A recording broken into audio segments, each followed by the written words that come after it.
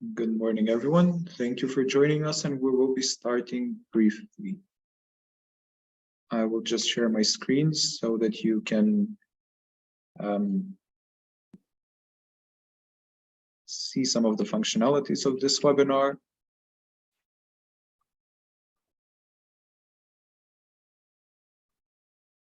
And I think that we can start.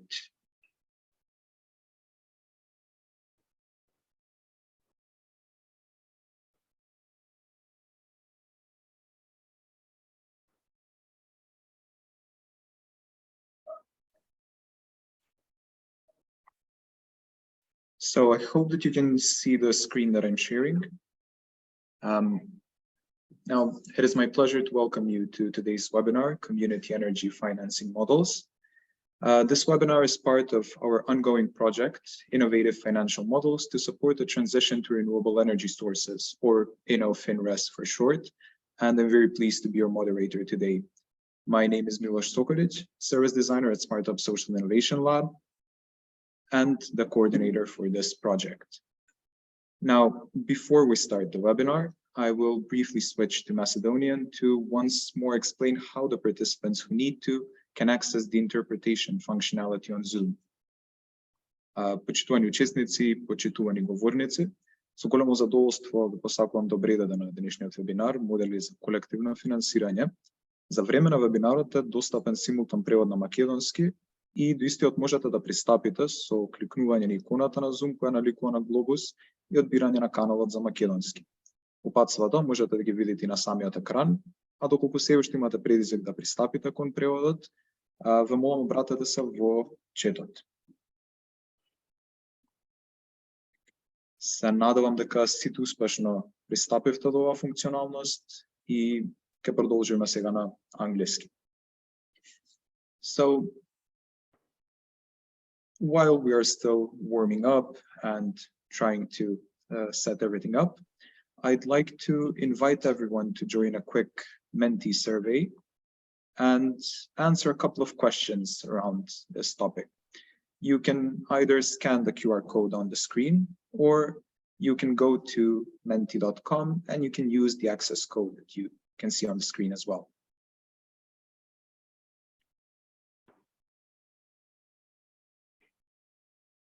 Now, if you have any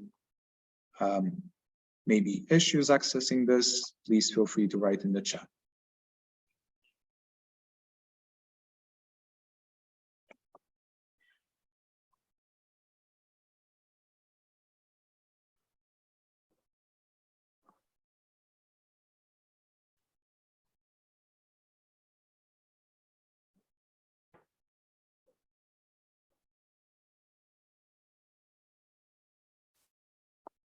So for everyone who needs to, again, at the top of the screen, you can see the code, or maybe it's easier that I just switch back to our presentation once more.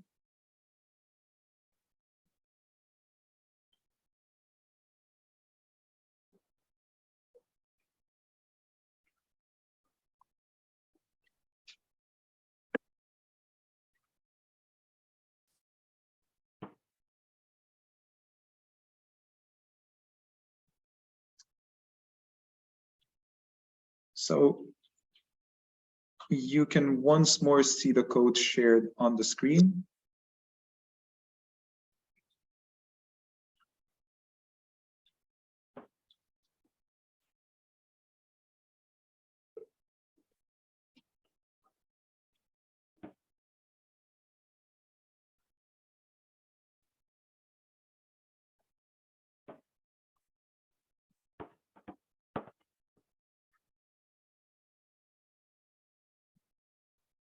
Okay, I see a couple of you have managed to get in, so please feel free to start answering the questions.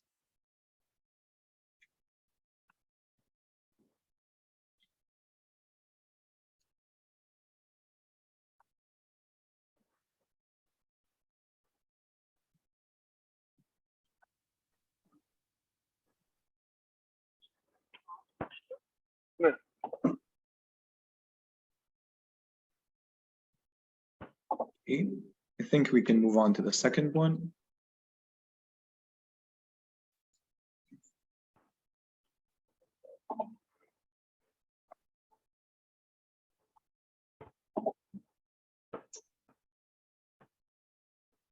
And I can already see some answers popping up. So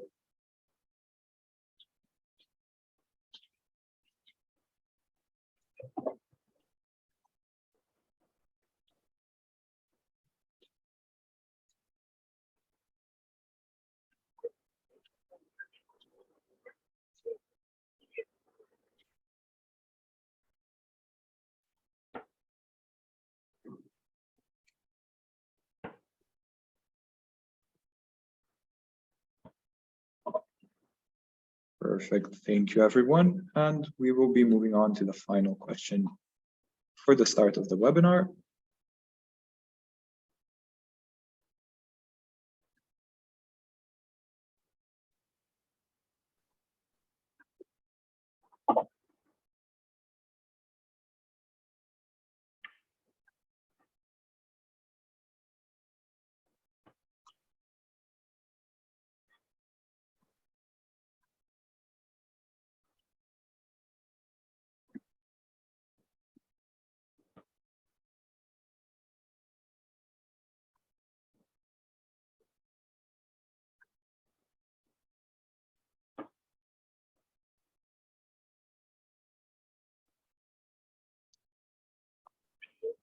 Here you can see some of your answers popping up on the screen.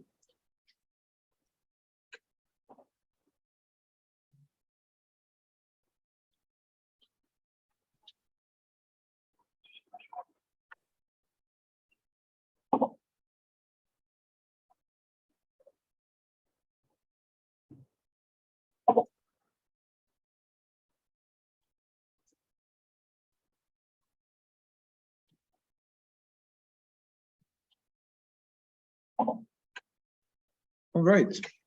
I think that we can slowly move forward with the webinar. And if anyone would like to, of course, add their answers, you're still free to join the Menti for a couple of more minutes.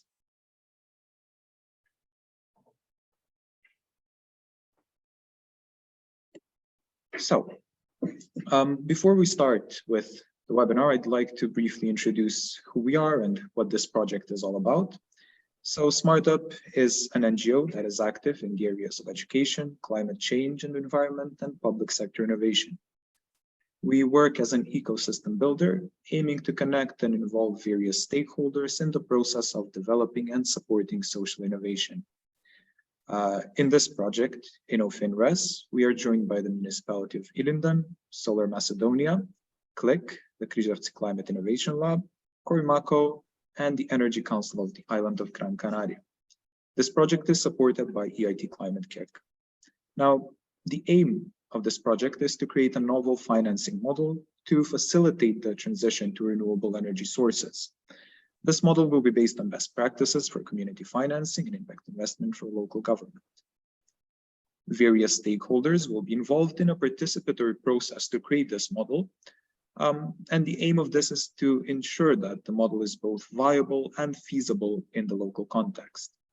The project will enable local government to approach retrofit and decentralized energy from a new financial perspective by offsetting the costs of such interventions through crowdsourcing and similar partnerships, and use the effectuated savings to push further the transition to RES.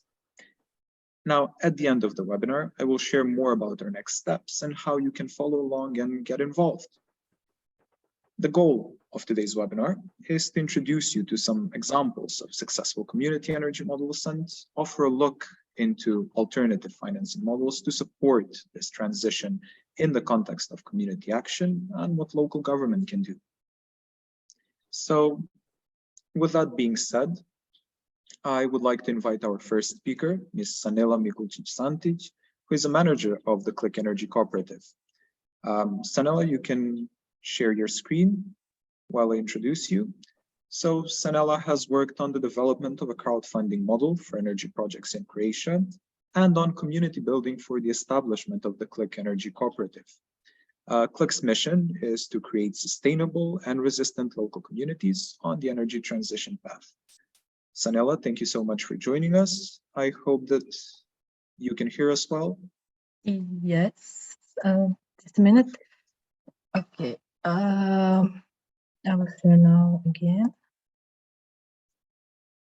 So I don't know because I cannot now go to full screen. Oh, okay, I can.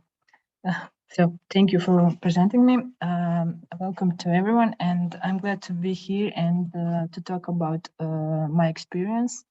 I will present you the Citizens Investment Project in public solar power plants in Križevci that was implemented by a Green Energy Cooperative. Previous to Click, I was working in a Green Energy Cooperative on this project, so I have experience on this. Sanela, I'm sorry to interrupt you, but could you just speak a bit more slowly so that our interpreter can better catch everything you're saying? Sorry for the interruption again. Should I go again or? No, that's all right. You can continue just a bit slower. Okay, thank you. Thank you. So a little bit of Križevci. It's a city with less of, sorry, I have a cold. So it's a city of less than 20,000 inhabitants on the wide area with 60 settlements. So it's a very rural place. According to SECAP, Sustainable Action and Climate Energy Plan, the most of CO2 emissions are coming from transport and the other are from buildings. The city is the member of Climate Alliance, Covenant of Mayors and Energy Cities as well. So we wanted to do something that is not just like these SECAP measures that are not so much innovative. So we wanted to use locally available resources and all of the community to benefit from it. So what we did, we designed a new model to enable citizens to invest in public energy projects. It was a crowdfunding investing through loans. And we also designed a platform for citizens investing. It is Zez Invest. Stakeholders that we involved was the City of Križevci, Development Center and Technological Park, Public Library, Regional Energy Agency North, Energy Cities, Rescop and Greenpeace that gave us a promotional support. The main success factor of the project was the desire of citizens to be part of something new and innovative, and also their belief that the project is good for their community. The main barrier was that the existing public procurement laws don't recognize alternative sources of financing in the public sector. So we needed to do something to avoid this. Because it was something new and innovative for our country, we needed to do a good PR campaign, and all the media was following us. You can see on YouTube a promo video. I hope you will share our presentation so everyone can see it later. This was from the platform, Zez Invest.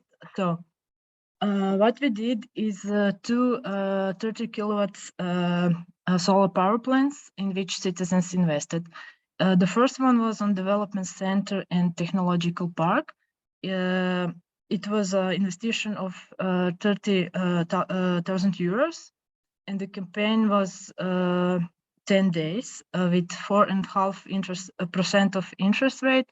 We had 53 investors, and the monthly rate that the development center is paying for this equipment is a little bit higher of 400 euros on 10 years. On the second campaign, we had a public library in Križevci. It was a 2-day campaign because citizens were very eager to invest. It was a little bit lower interest rate, about 3%, because of the production. of the solar power plant, but that didn't discourage the investors. We had 40 investors, and the monthly rate is a little bit under 300 euros on 10 years that the public library is paying for the equipment. So how is Sanela, sorry for interrupting you once again. I don't think your slides are showing. So could you share your screen again? Okay, but it's saying that I'm sharing. Yes, but your slides aren't following along with the presentation. So maybe it froze. Okay, so I'll try again. Is it now? Yes, now we can see it. Okay.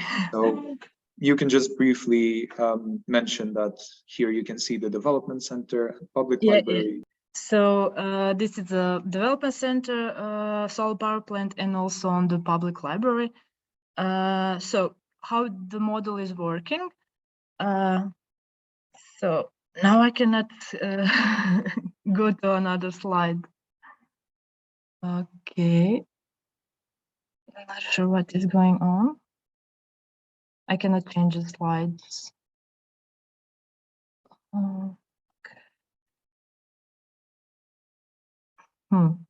Okay, now it's going. Okay. Yes, so how this is working?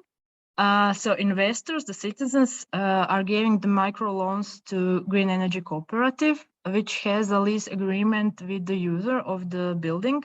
So for the development center and technological park, this is Križevci Entrepreneurial Center.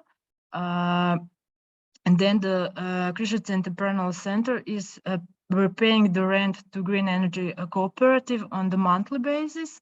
And the Green Energy Cooperative is repaying loans on citizens on annually basis. So the role of the city is to give the permission to set up a power plant on the roof of the building in their ownership, because they are owning the development center building and also public library building. And they are also owners of the Križevci Entrepreneurial Center and public library.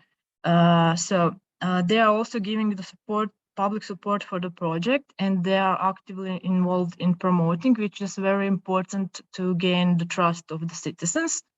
And they also are taking over payment of the rent in case the user is not able to pay it, because they are owner of the user. So it's quite, if they are not, if they are in some financial problems, so the city will take over the payment in these 10 years.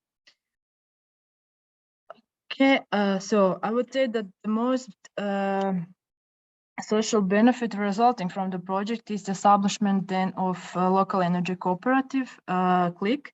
11 of us citizens founded a cooperative in order to join the city on the energy transition path. Together we established the cooperative and the city. We established the Energy Climate Office, where we inform and educate our citizens about energy transition and renewables. We connect the citizens with engineers and contractors to help them to implement solar power plants on their roofs. We also have a showroom of green technologies here in the office.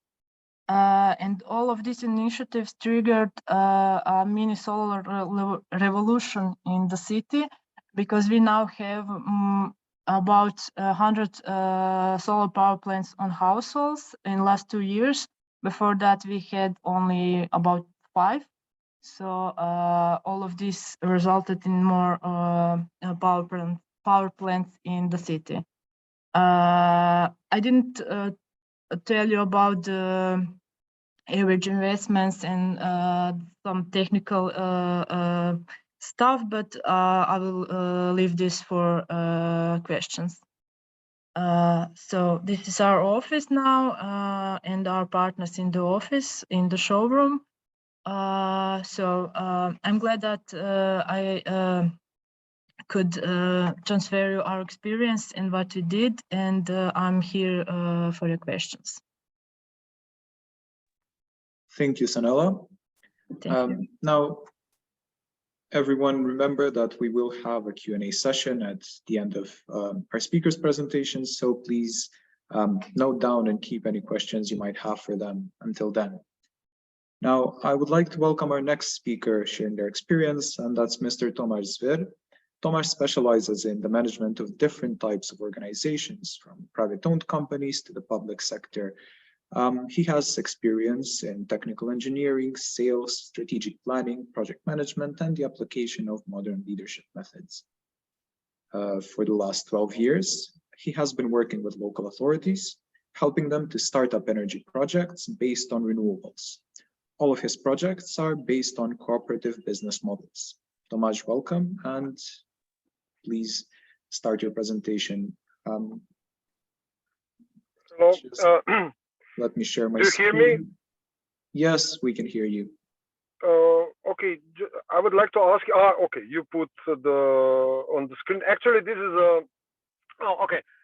You introduced me, so there's no need that I introduce myself again.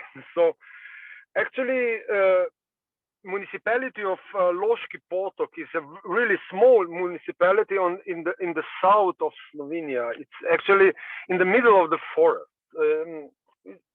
I think it is the municipality with the biggest forest cover in Slovenia.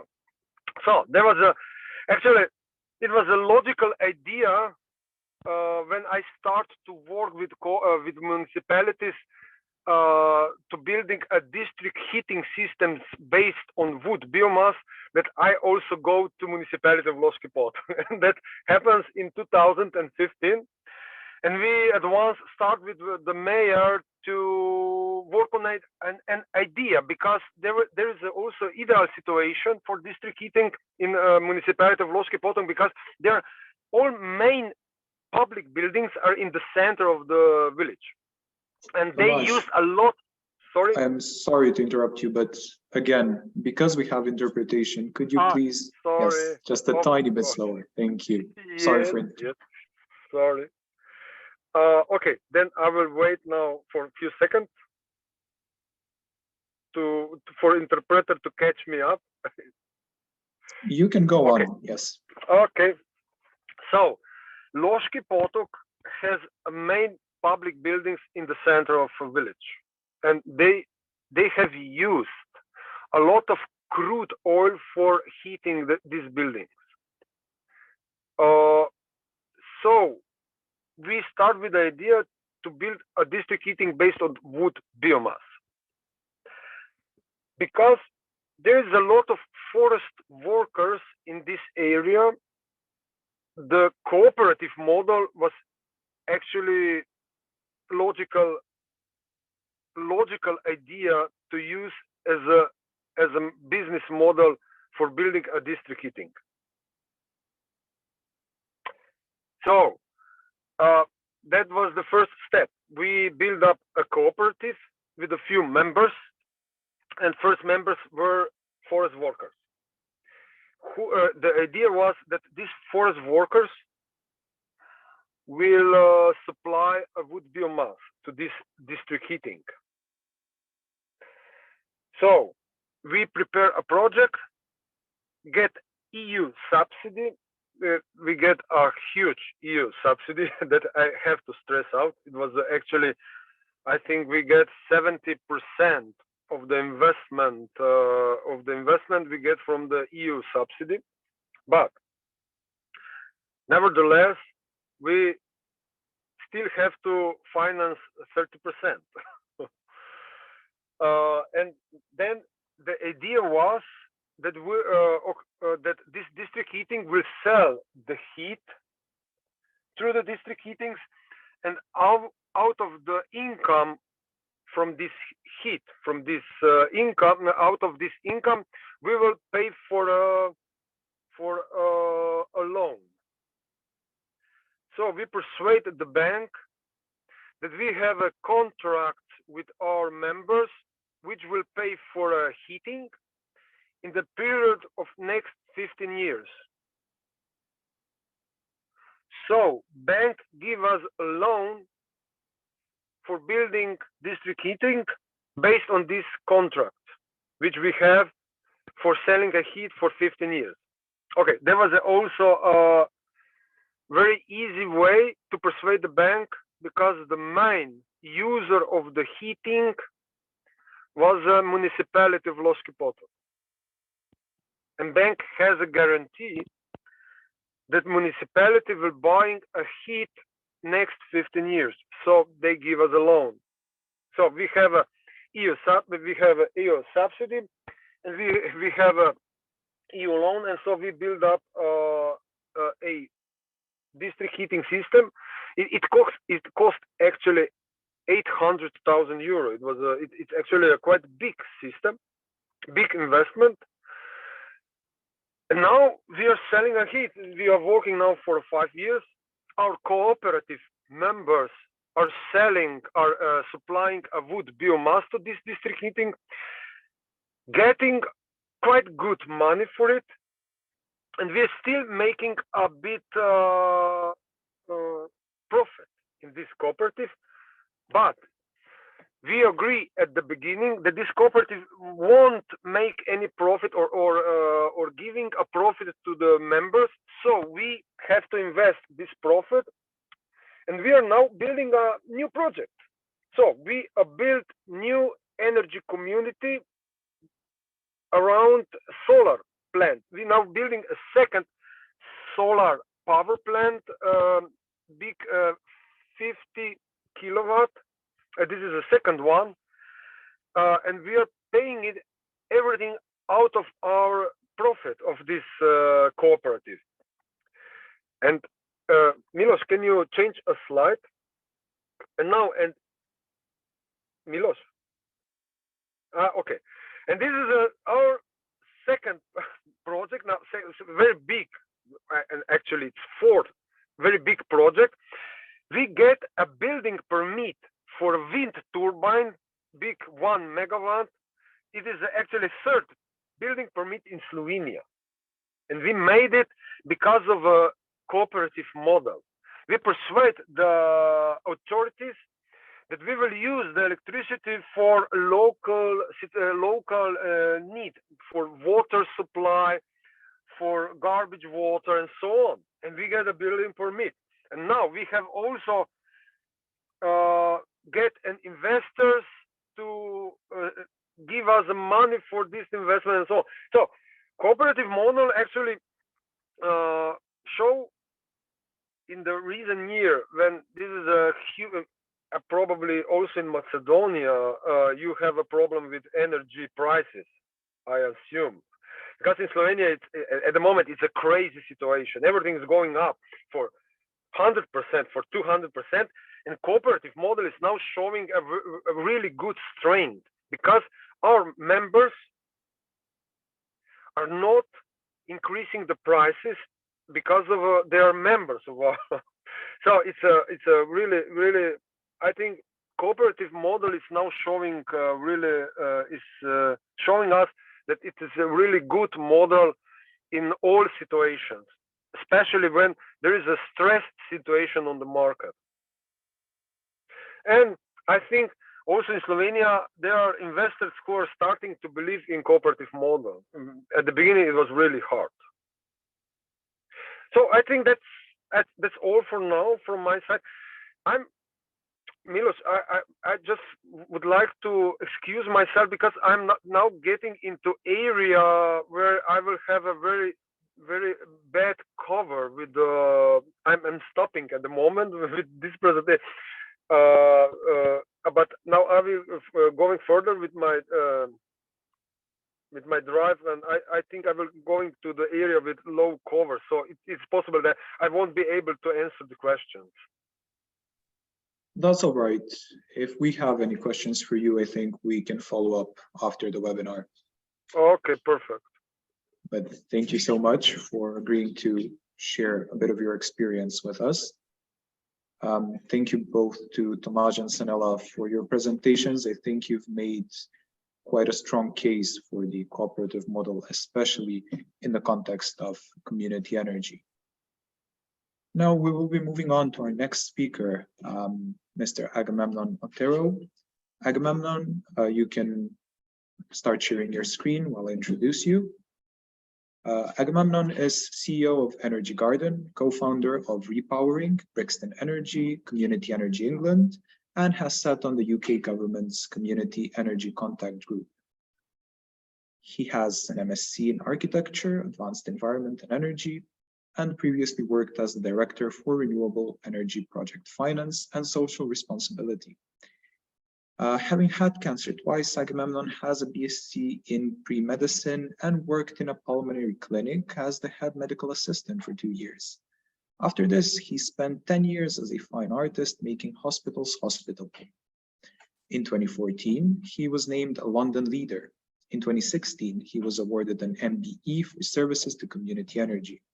And in 2017, he was named one of the 51 most impactful green leaders globally by CSR Congress. In 2021, his work on urban resilience was included in the Venice Biennale, the UK Cabinet Office's COP26 One Step Greener film, showcased as one of 15 UK business and industrial strategy catapult connected organizations for Latin America, and showcased in Patagonia's We the Power film. Agamemnon, thank you so much for agreeing to join us today, and please take it away with your presentation. Thank you very much, Milos. Does that sound good? Is the picture good? We're all set? Yes, I'll just remind you to speak slowly because of the interpretation. Good. Well, it's a good practice for me to speak slowly. So I do get excited about this subject. So if I do speak swiftly, you can just gesture with your hands because you're on my screen. So as Milos was highlighting, I've spent a few years doing this community energy work in the UK, but I come from a long line of cooperators from my grandparents in Uruguay in South America to New York with my maternal side, building different types of cooperatives and looking at and working with renewable energy. So in a way, I feel like I come from the promised land. But one of the things that is very important to discuss and to share with you all who are thinking about this as a business model is to really recognize that communities don't seem to talk about money as much as they should. And one of the best elements of the financial modeling around this is really the transparency and the egalitarian nature of cooperation, right? So by the fundamentals of fiduciary responsibility, which seems to drive a lot of the rationale for large profiteering on people who are in fuel poverty, is built into our business models. And cooperation, which is whether it's a community interest company, a community benefit society, or a cooperative, or a charity, it's built into there that there is more at stake than just the highest returns in the shortest amount of time. And that's really been my goal, whether it was building the first cooperatives on social housing in the UK, which was in 2011 and 12, all the way through developing the intermediary development body, Repowering, which has helped to facilitate many, like 8 or 9 community energy projects across London, to developing, co-founding Community Energy England, which has helped facilitate about 500 community energy projects in the UK. And I regularly sort of interact with RESCOOP because we were one of the first cooperatives. Yes? Too fast? Just a tiny bit. Okay, I'll go even slower. So anyway, so those are the process piece around getting us there has been really important for me to communicate some of the cooperative narratives. And I've worked with many councils and national governments, both in the UK and in Europe. And what we've been seeing is that community energy is a viable opportunity. So I'm going to walk you through the work that I really feel is the most successful, because over the years developing things like Brixton Energy and Repowering and Bannister House Solar, Vauxhall Energy, Repowering, I've actually found that the most effective way of galvanizing communities is to give them what they want beyond energy, because those who are interested about sustainability and energy, as our previous speaker spoke about, were interested about subjects that meant to them. So people who are chopping down trees are made to feel bad about negatively impacting the environment when actually they are part of the solution as opposed to part of the problem. So by helping facilitate that discussion, the previous speaker was talking about building a biomass. The first person they spoke to were the people who were working, who had employment through chopping down trees. So Energy Garden is really a way in which to communicate with urban areas. So for me in London, there's 2.4 billion passenger journeys a year on the London Overground and Underground. And they are a huge population sitting there for between 7 and 15 minutes to wait for their train. So why not have a conversation about energy, food, education, biodiversity on those platforms? Because each station platform has 10,000 to 20,000 people a day going by it. So I have opened up community energy, and I'm going to share with you quickly now, into a transparent platform, the real platform, not Elon Musk's Twitter platform or Facebook or Instagram. It's train and transportation platforms, and then really talked about community energy from there. So I try to say seed to solar to society.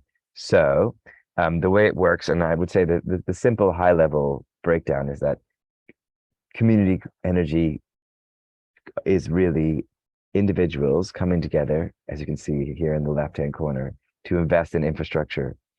That infrastructure, but whether it's solar or biomass or wind, it's irrelevant. The point is that it generates enough revenue stream to then pay an investor back their money, fund the maintenance and administration costs, and then deliver the needs of that community. And it might be, in many cases, education, employment, reduced energy bills, whatever it might be. The point is that the community benefit society that we use is not for profit. The people are engaged from the outset. It's one member, one vote. It's reasonable returns over a reasonable amount of time, and it delivers those outcomes. So that's the model in essence. For us, it's, you can see here, we've opened out community energy to have 30 different operational spaces, and where gardens and community engagement happens on a regular basis, like 20 hours a day, over 30 stations, which is effectively 500,000 people a day are interacting with the idea, and therefore can invest into the projects. So our model is basically like this. There's 3 ways of helping to deliver the social and environmental outcomes, and that's investing directly, that's purchasing the energy, and it's getting funds in. So previous speakers have talked about grant funding, they've talked about government funding, so you can get it from the third sector, or from the national government, or from the European government. But the way that we have done this is that we've taken share capital and then put that out for investment. Then we have also sold our energy, and you can see here on the left-hand side, the Patagonia stores in the UK are all run on Energy Garden. Pucker Herbs, if you know, it's a tea company. They are consumers of energy, and we have a buying community for their energy. So we can look at not only the sale of energy to individuals, but the sale of energy on large scale for long-term times. Previous speakers have spoken about working with the local authority. I have sold our energy for 15 years to the local authority, but they already have a good deal. And they're not necessarily the best or only people that can purchase it. There are other organizations who would agree to that. So if with those 3 revenue streams coming in, you can then deliver your engagement, because that's really what you want to do, is engage and then increase your membership. So that's schools, programs, workshops, whatever. And then you have your social outcomes. The social outcomes, for all you who think community energy is very nice, but it needs to be clear and impactful, we've developed a metric which relates to UN Sustainable Development Goals, National Health Service proxies, biodiversity metrics, to our actual outcomes. So doing pre and post surveys with our members, with the volunteers, you then have a clear outcomes-based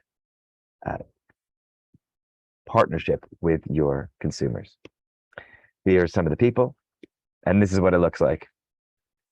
That's just simple, but that is on a station where 10,000 people go past every day, making things happen on what would have normally been train spaces. You then engage people, local young people, with paid accredited training programs, education programs, building programs. So all this, and you see on the right-hand side is the train, that was concrete. And now it's engaged with people, and there's solar panels, and there's food growing, and people think about community in a different way. Pumpkin carving on an area which was blocked out from the community beforehand. Food growing, now enabling people to talk about what is community. Sustainability is much wider than solar panels or wind turbines or CHP plants. It's about how we come together. And if we can do that in a healthy way, then we can move towards a just transition. And I like to think about this as hops for growing beer. I know in Macedonia, you drink a little bit of beer. Every once in a while, probably have more wine for you guys, but we grow beer on all of the stations, and that's just one. So that makes about 5,000 bottles of beer. We grow our own barley, so we make that beer. And so now when we have projects on your right-hand side, this is a train depot.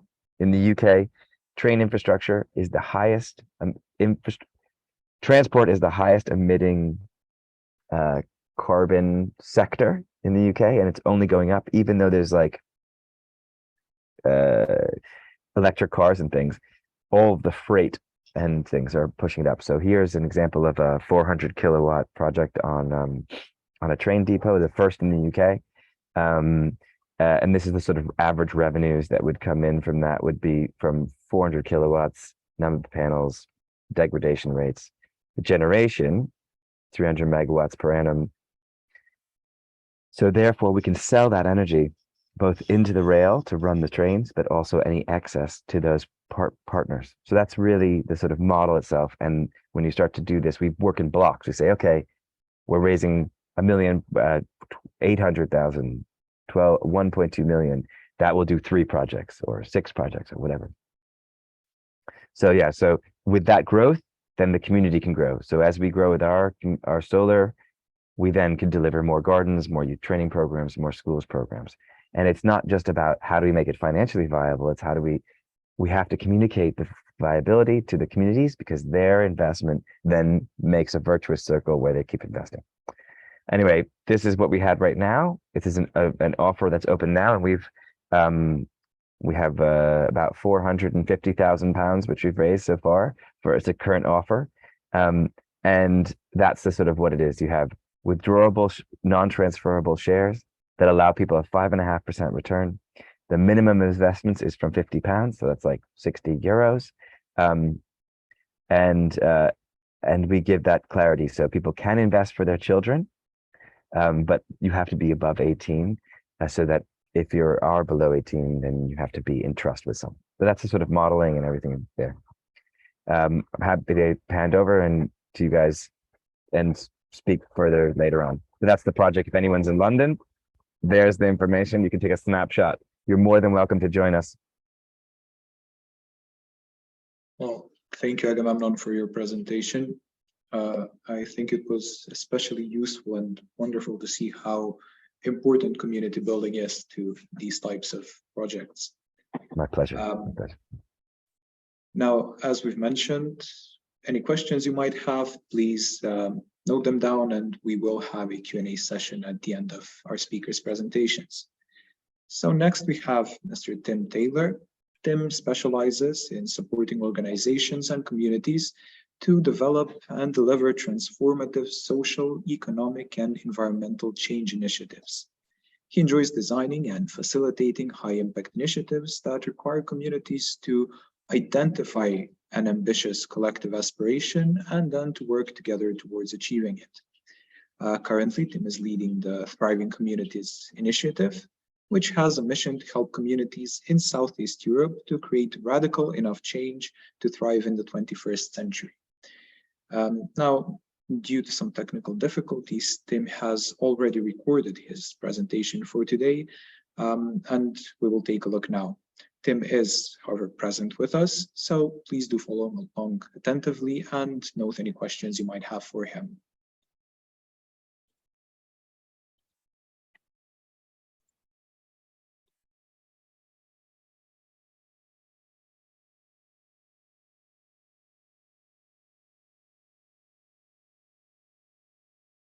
Now, could you let me know if you can hear the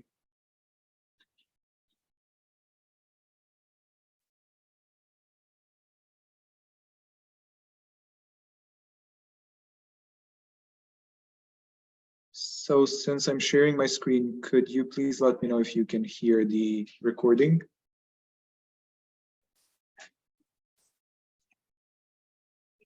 Nothing yet. Nope. Okay.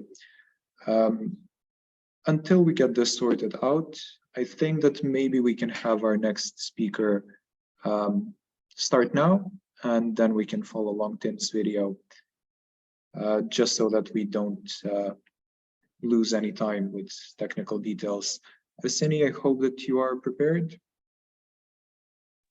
Yes, I'm ready. Perfect. So I will just introduce Arseny in a bit. Arseny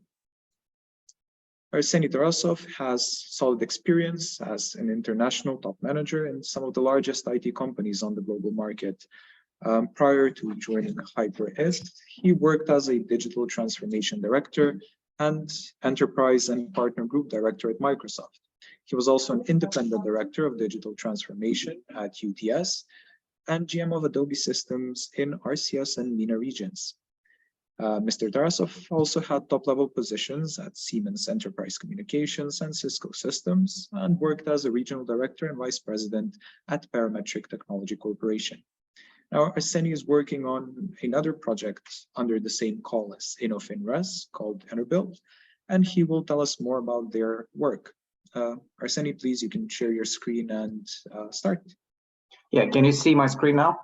Yes, we can, and Great. We can hear you quite well. I will just remind you to speak a bit slower than usual so that our interpreter can follow along. Sure. Thank you. So thanks very much for introduction. And I wanted to speak about two things today. So one is our initiative for special financing for energy efficiency, right? And then I'll speak about our experience in the project that we're discussing with Climate Kick. Okay, so just two main points. And first, so I would like to share the financing models that already exist in Germany. There is a program called BEG program, which subsidizes investments into retrofits for energy efficiency in real estate. So this program incentivizes the retrofits, and basically you get a subsidy once you launch a project. However, this program focuses on what we call just potential savings or potential efficiency, because the certificate is issued as a one-time energy inspection, and it has no further follow-up on whether the building is operated in the most efficient way. So where we see the issue right now in such programs, and I know that they exist across Europe, that the certificate and the incentives and the special financing conditions are based not on the actual efficiency, but they're based on potential efficiency of the building. So in order for us as a community, as Europe, to drive energy efficiency, we really have to introduce new ideas. And the ideas are based on using actual consumption data to drive incentives and to drive special motivations for owners to incentivize proper behavior, right? I'll give you an example.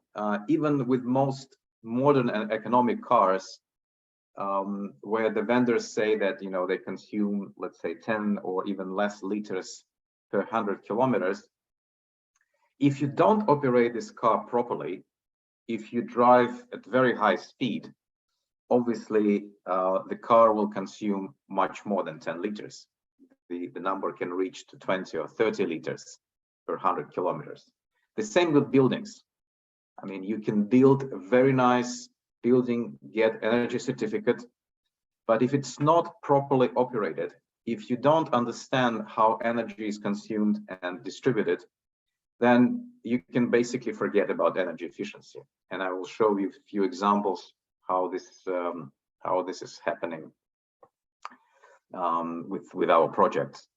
So what we're offering in terms of innovative financing ideas and solutions is what we call a transparent energy initiative that would allow every building, on the one hand, provide open and transparent telemetry of how energy is consumed externally and internally.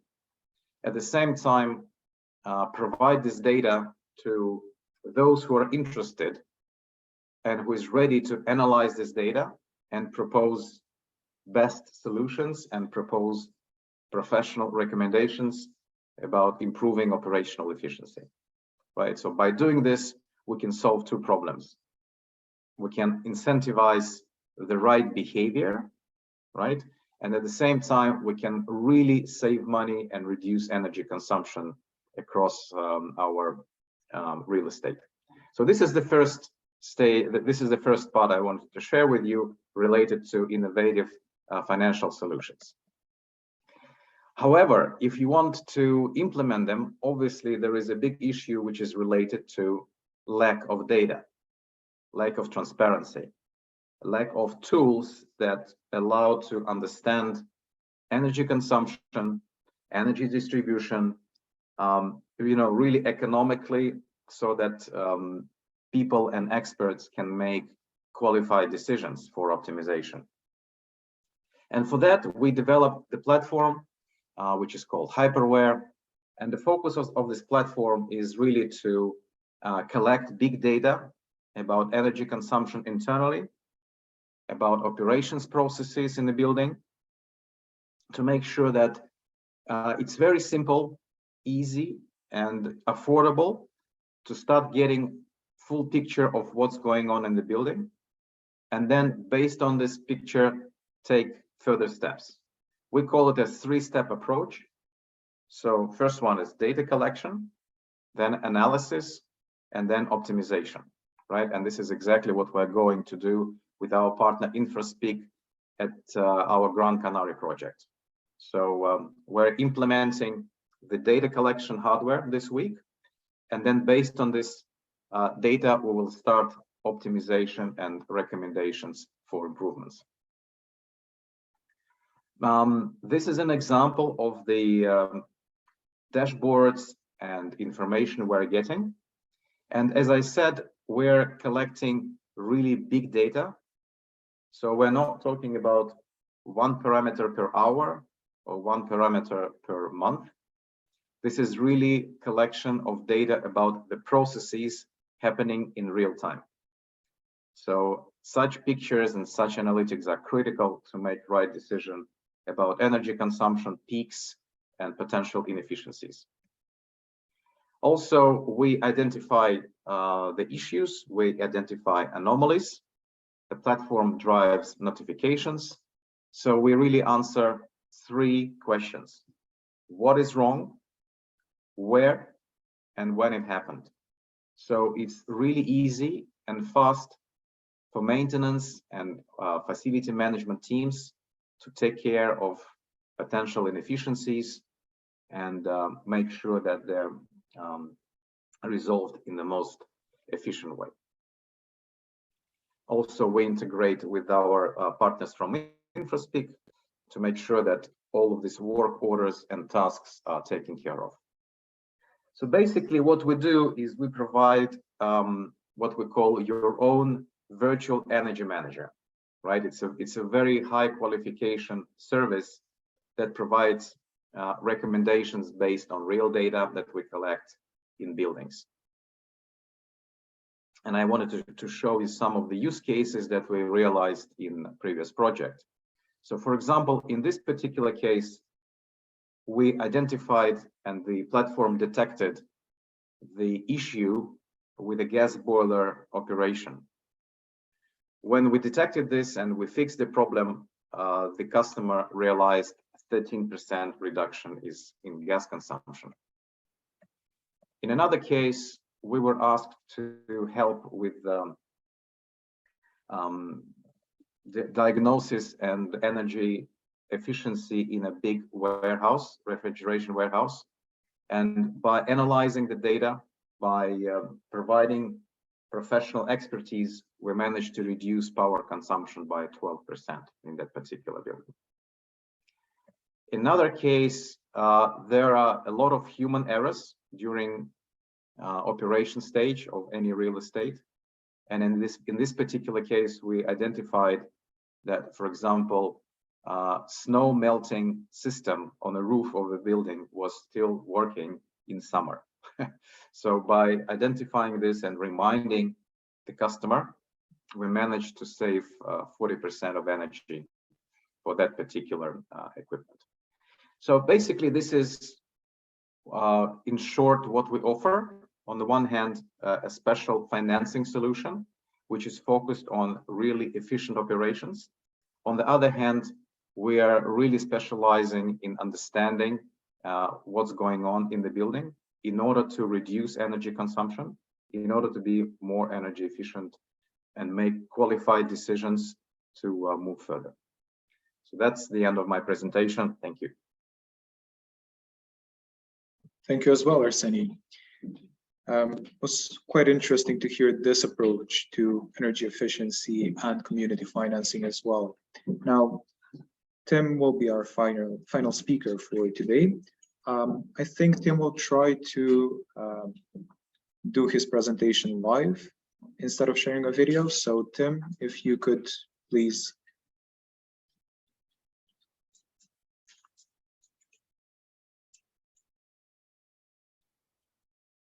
Tim, can you hear us? Okay, we see your screen. Hi, Milos. And we can hear you. You can hear me. I will say hello. You can hear me all right? Yes.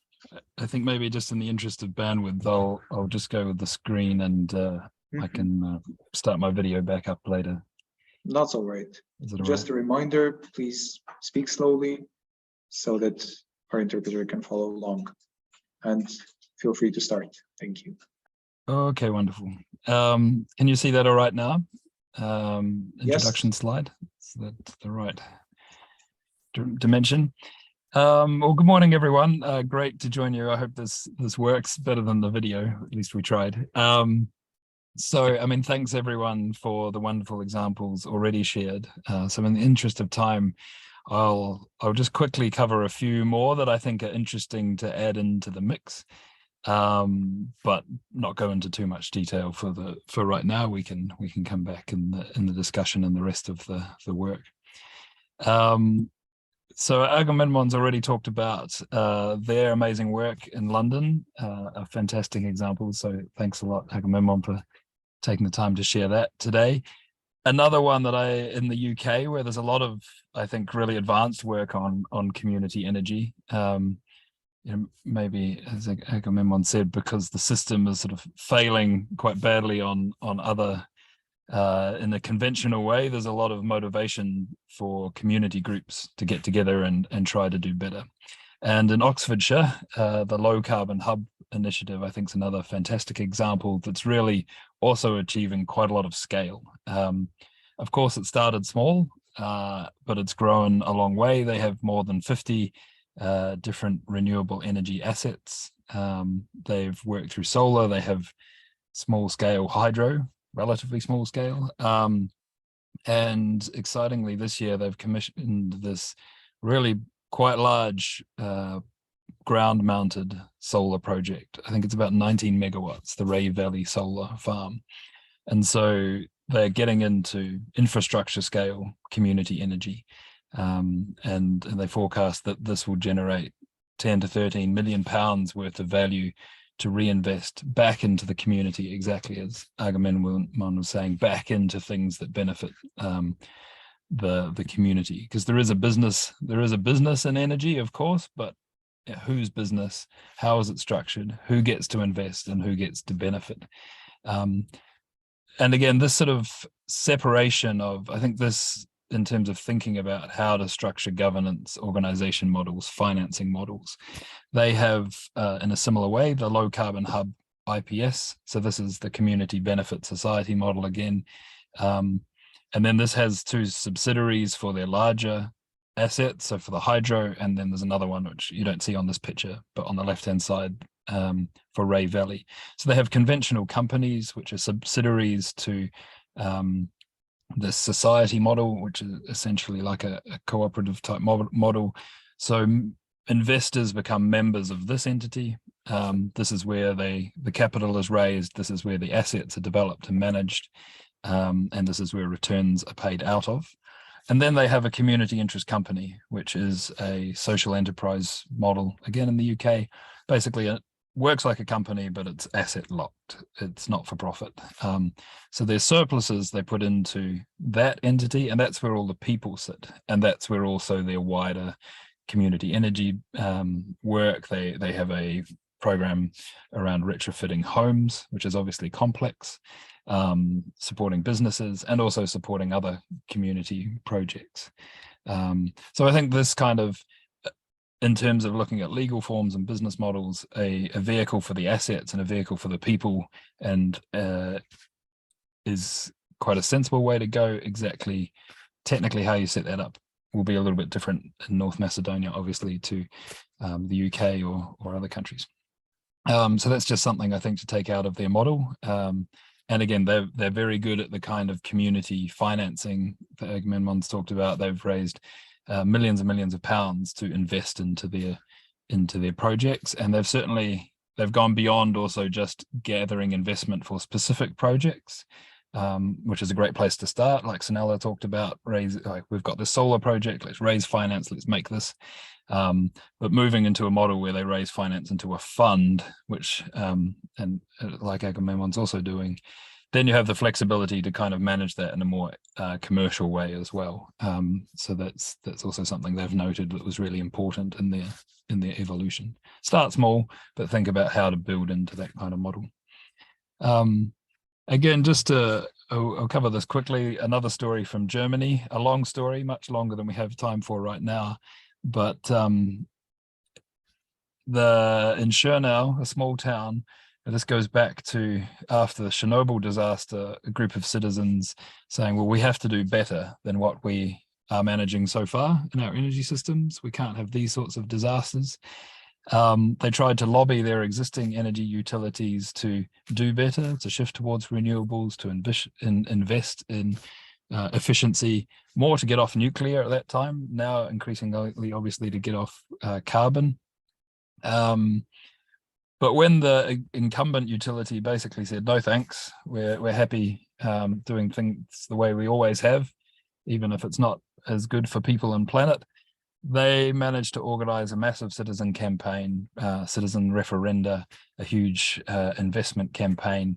And in the end, through, as I say, a longer story and definitely some hard times as well, they managed to win the concession to buy out, win the concession and raise the finance to buy out the local utility. And now this has grown into a cooperative that has more than 215,000 customers across Germany. They have more than 9,000 members. They turn over more than 230 million euros a year. So they've grown into a pretty significant energy business, but still very much embedded in that principle of, while they note it's a good business to be in, their returns go back into helping communities, go back into energy transition, go back into returns for their citizen investors, and so on. So again, technically what they're doing is not actually different. They have wind, they have solar, they have power grids, they have gas grids. It's what they're doing with the returns and how they manage that for the community that's really exciting. So this is the team that have started up. I will not spend too much time on that. And just to throw one more different example into the mix today, and then we should leave it there. This is Modo Cooperative in Vancouver, as you can see, since 1997. And this was North America's first community cooperative car sharing business, and that's still their business today. But they have operations across quite a lot of British Columbia. They have more than 25,000 users. They have more than 800 vehicles in their fleet. So this is a scheme where you don't need to have your own car. You go down and borrow a car. But again, they've emphasized that there are other companies in this game, also through COVID. They're the ones that are very, very focused on community benefits overall. Some of the others that have come into the Vancouver market have quit during COVID when times got tough, etc. They're really working on electrification and decarbonization. It's not easy, but it's obviously a high priority. But again, like, they are able to make this business work, I think, more effectively because they're a cooperative, because they are for their community and their members, and because ultimately they're not trying to generate corporate profits. They're trying to make adequate returns to make their business work, to deliver a service. And the biggest impact really is displacing unneeded cars. They think for every shared vehicle in their fleet, that's 9 to 13 private cars that are not required. And when you think about those cars are used almost probably 2, maybe 5% of the time cars are actually used. The rest of the time they're occupying space for parking. They're occupying capital, tens of thousands of euros in every car to buy them and then they're not really used very much. About 8 tons of carbon on average in Europe. So those are enormous investments in what are very poorly utilized assets. And if we can move to shared fleets under business models that are community centric, how different our cities could look. Imagine our cities if they only needed 5% as many vehicles to meet our mobility needs. So obviously they have a long way to go to fulfill that future, but they're setting a fantastic example. So I will, Miloš, leave it there, but hopefully those are 3 more examples that we can bring into the discussion and the further work over the next couple of months and onwards to make more of this sort of action happen in North Macedonia. Looking forward. Perfect. Thank you so much, Tim. That was our last speaker for today, and as we've said, we aren't done yet. We will be moving on to a Q&A session with our speakers, but before that, I would like to thank them all for sharing their experience. I think hearing your presentations was really educational and inspiring, and you have given us a great overview of what these kind of actions can look like and what can be achieved.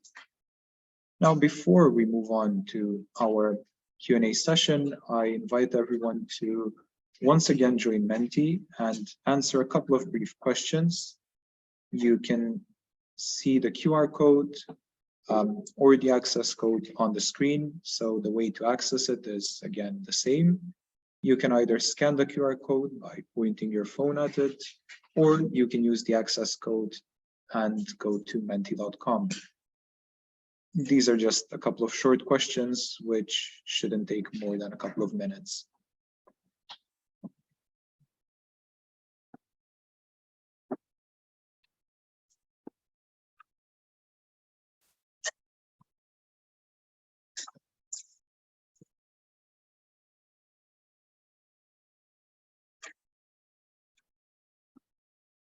And we already have some people joining, so I will share my screen as well so that you can see the results as they're happening. And just to make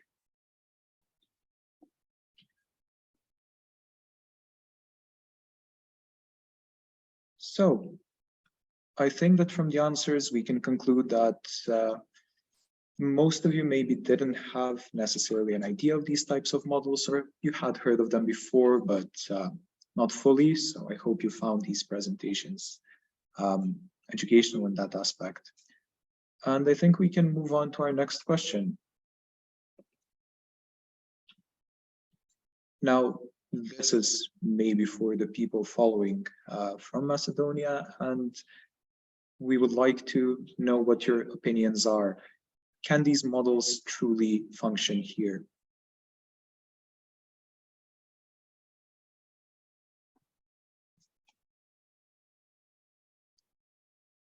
Well, I think it's actually quite nice to see that most of you think that these either can function or that there is a possibility. I think that gives us hope for the project and what we're trying to achieve here. Now, the next question is more about how you would, well, do you think that you could be a part of such a model? Now, the only answers here are yes or no. Option 3 is not a viable answer to this question.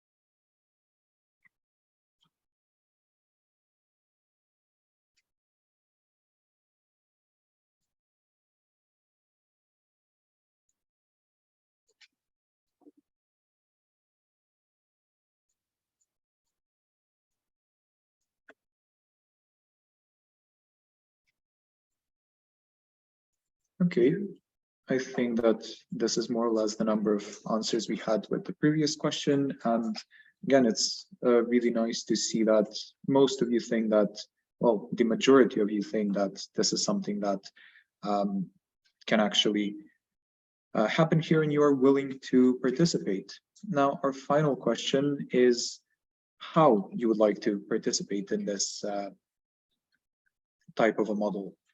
So do you see yourself as someone who might invest, someone who might be a beneficiary, someone who might be a type of mediator or project manager, or someone who might be a partner in such an undertaking?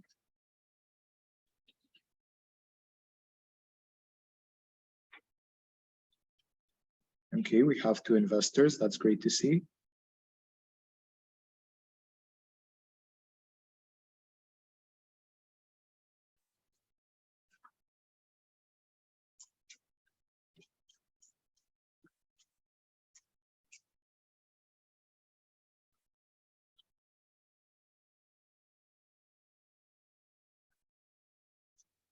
So it's good to see that we have a nice, maybe, division of roles, and that there are people interested in actually participating in these types of models.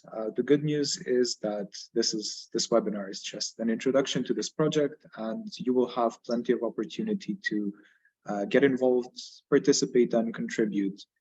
Now, I think that we can end our little survey here. Obviously, if anybody would like to fill it out later, you can still access it through the codes, and I will leave the QR code up for a bit longer, but we can move on to the Q&A portion. Now, if anybody from the audience has any questions, please feel free to post them in the chat or raise your hand and ask. And while we are waiting, I have a question that is honestly for all of our speakers, but maybe we can start in the order in which they presented. So Sanela, we'll start with you. What were some of the maybe challenges that you encountered while trying to establish this type of model in Križevci? What were some of the resistances, and then how did you overcome these? And maybe a second part of that question also would be, if you were to do this again or start anew, what would be the things that you would do differently? Yeah, so as I said, we don't have a law on crowdfunding in Croatia. So also there's a problem for public procurement for the cities to purchase such a service. So we did this microloans model with contract with city and the users of the buildings. We couldn't have a contract with the city for crowdfunding campaign. So this was a problem, but we made it as an how would I say, as an advisory service. So we overcome this like this. We will now have a new model for a bigger power plant. It will also be with the city. It is about a 5 megawatt solar power plant, and citizens will invest in Click Energy Cooperative. They will invest shares in cooperative, and then we will establish a new company with the city and other investors. It would be special vehicle company for purpose of this power plant, and we all will have shares in this company. So Click will represent small investors, citizens. We will buy a share with the amount that we will collect from the citizens, and we will have a crowdfunding campaign, not the city. So this will be our model for the next time.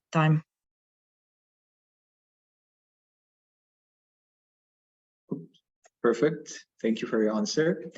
Now we have a question from the audience. What business financial model would our speakers suggest for a country as Macedonia to start with in community energy RES projects? Agamemnon, I think I was going to ask you next, so maybe you would like to weigh in on this question? Sure. So I think that it's very important to remember solar is a gateway drug. Maybe the translation of that comes across strange, but it's sort of an idea that the simpler the technology and the simpler that people can understand it, the better it is the first time. The second time, the more complex. So our fellow speaker who's was looking at the incredible macro efficiencies coming off of hyper assessments of energy efficiency is something I would bring to the community after they get solar. Then, so I think of it as start with solar, as simple cooperative, like everybody invests, one vote, one shareholding, then they get a return, and then some positivity comes back into the community and they see that and feel it. Then work into more complex modeling. That does not negate having a bit of grant funding from the EU or your local town. That's all fine. If you want me to answer any of your previous questions, Miloš, I can. Otherwise, I'm happy to. We have a couple of more questions from the audience. So okay. One is specifically for you. So for your crowdfunding campaigns, did you need to take into consideration money laundering legislation, origin of investments, and is cross-border investment possible on your platform? So can, for example, someone from Macedonia invest? Yeah, so this is a really good question, which I would have, I don't know if I would have known what to answer in the past. Initially, when we started, and I'm sure, you know, Sanela and many of the other people in here, your first share offering, you're usually doing it on your own platform, and it's transfers into your bank account. By the time you get more sophisticated, as I'm sure a few of the other speakers have done, you then start to use systems and platforms that already exist that are trusted. So, for instance, in the UK, we have a platform called FX, which has money laundering and platform processes all in place. Interestingly, we can take money from anywhere in the world except for Nigeria and America, because not necessarily because they both are going to be bad or something, but it's because for the rationale that America has different types of legislation, and so with their benevolent giving. So yes, for instance, with FX, we can take money from any organization and any person individually, and for those Americans, we actually can have a direct investment. Is it a problem? Have we looked at origin? People have to put their name and where they're coming from down. I've never had any issues in the past. If anything, I think you'll be more looking about with these projects, individuals who don't have very much money might come with you with a wad of cash and coins. And if so, just taking that money and agreeing. I've taking a photograph of the money when we've all counted out, agreeing it and sending them a confirmation email. And then we print certificates. So it says, this is your certificate, and it goes to the register. So, you know, I don't believe that communities fall under that legislation, while Barbara Hammond, who is Low Carbon Hub Oxford, has been raising millions of pounds. A lot of that is not from those larger amounts don't necessitate money laundering interactions to the level of other areas, because in the UK you're looking at raising about 300 million across the last 15 years into renewable energy and community energy projects, which is very different than EWS, which is making that a year, which I think money laundering would come into place.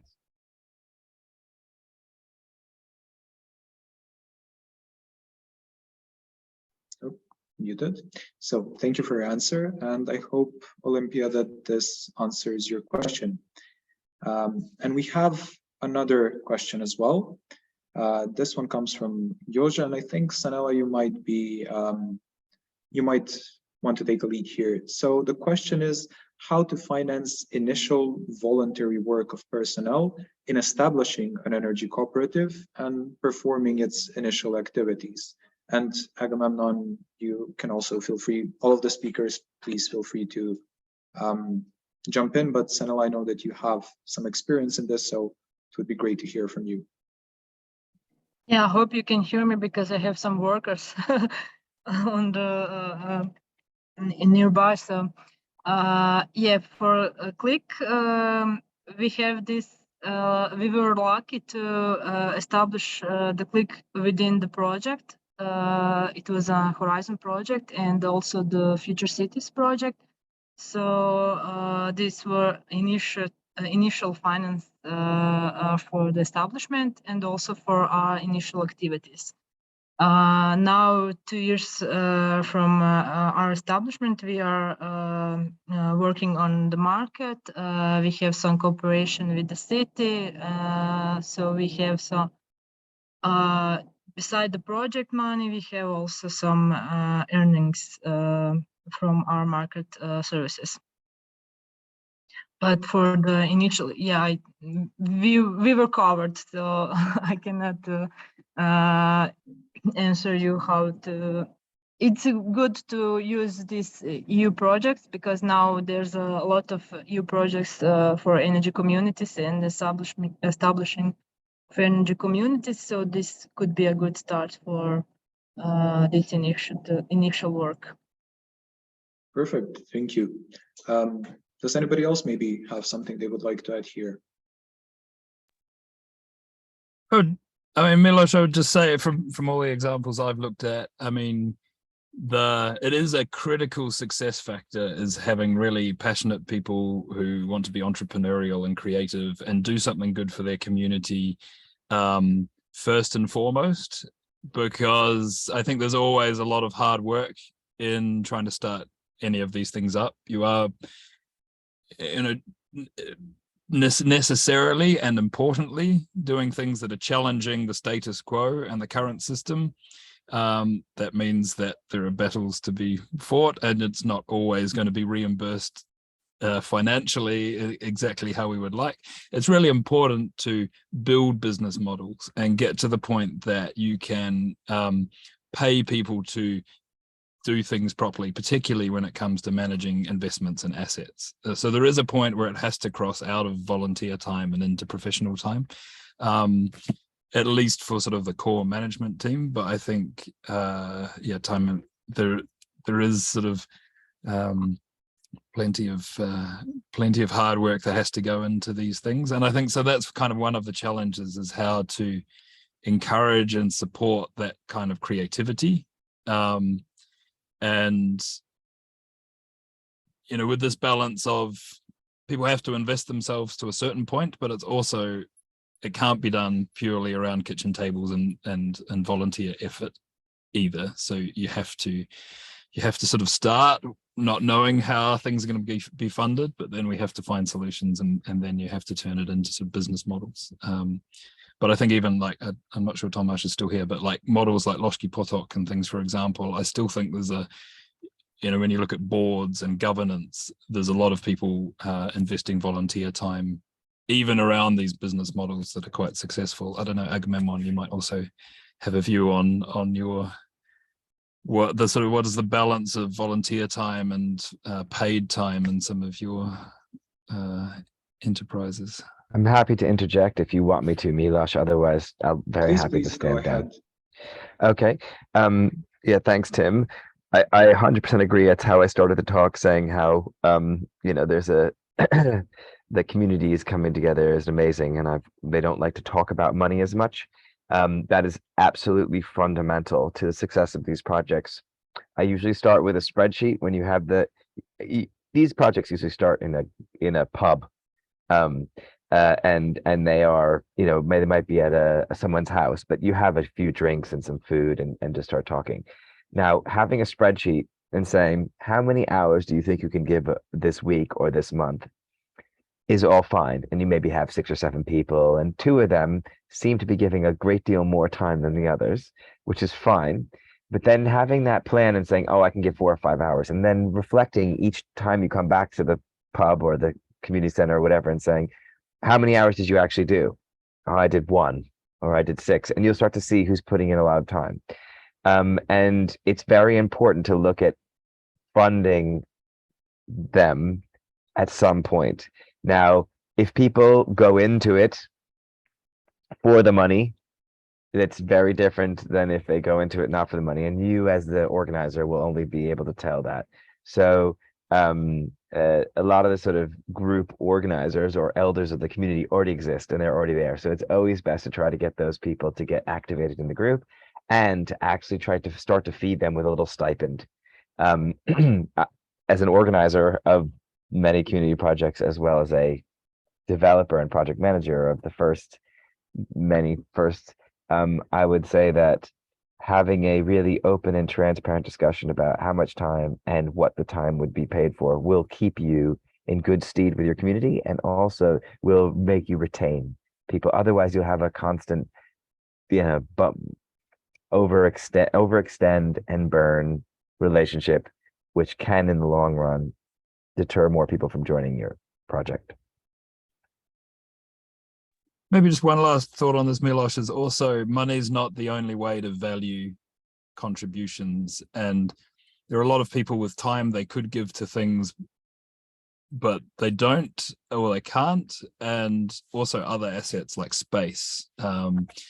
There's all sorts of things in communities that are very underused.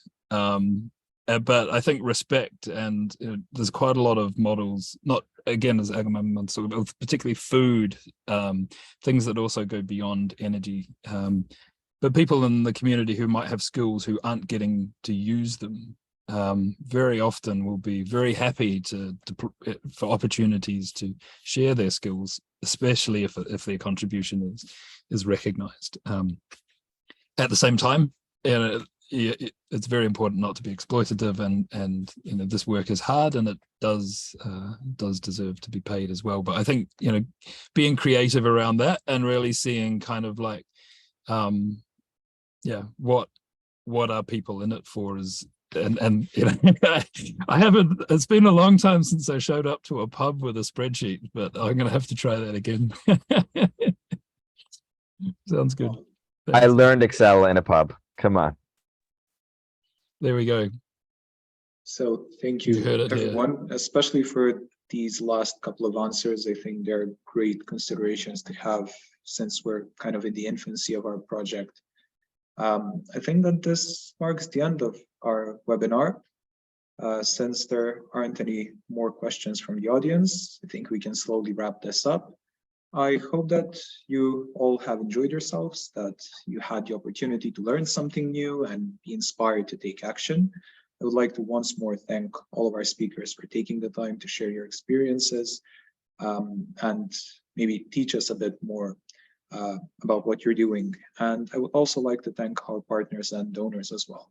Now, as promised, the last thing that I would like to share today are the next steps of our project, or InnoFinRES. In 2 weeks' time, we will be organizing a workshop to co-create proposals for how a collective financing model might look like in a local context here in Macedonia. So I invite everyone who was part of this webinar and who would like to follow along or participate in the workshops to follow along our social media. We will also share details in a follow-up email of this webinar. Now, if you would also like to stay informed about the projects and other current projects, I invite you to follow along on our social media, and there you can find links to our partners as well. I encourage you to take a look at all of those. With that, I would once more want to say thank you for being here today, for participating in this webinar, and I wish you a great rest of the week. Bye, everyone. Thank you. Goodbye. Bye-bye. Thanks a lot, everyone. Bye. Take care.